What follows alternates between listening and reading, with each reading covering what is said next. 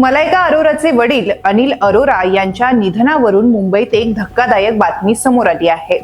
काल अनिल अरोरांनी वांद्रे येथील अल्मेडा पार्कमधून 6व्या मजल्यावरून उडी मारून आत्महत्या केली असल्याचा संशय होता। मात्र पोलिसांनी दिलेल्या माहितीनुसार ही आत्महत्या नसून अपघात असल्याचं समोर आलंय। पोलिसांनी दिलेल्या माहितीनुसार अनिल अरोरा बाल्कनी जवळ उभे होते आणि अचानक खाली पडले। त्यानंतर स्थानिकांनी त्यांना रुग्णालयात दाखल केलं। डॉक्टरांनी त्यांना मृत घोषित केलं। पोलिसांच्या प्राथमिक तपासात आत्महत्येच्या शक्यताही तपासल्या जात आहे। मात्र बाल्कनीच्या कमी उंचीमुळे तोल जाऊन हा अपघात झाला असावा असा संशय पोलिसांनी व्यक्त केलाय।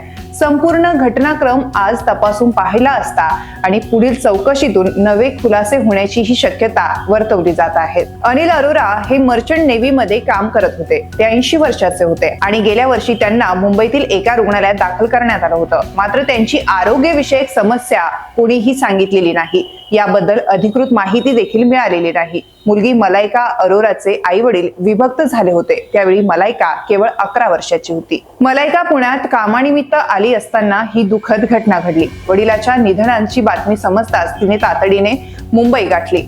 तिचे पूर्व पती अरबाज खान सुद्धा या घटनेनंतर अनिल अरोरांच्या निवासस्थानी पोहोचले होते। मलायका अरोराने तिच्या बालपणाबद्दल एका मुलाखतीत सांगितलं होतं की तिचं बालपण खूप गोंधळात गेलं होतं। तिच्या आई वडिलांचा घटस्फोट झाल्यामुळे ती कठीण परिस्थितीला सामोरी गेली होती।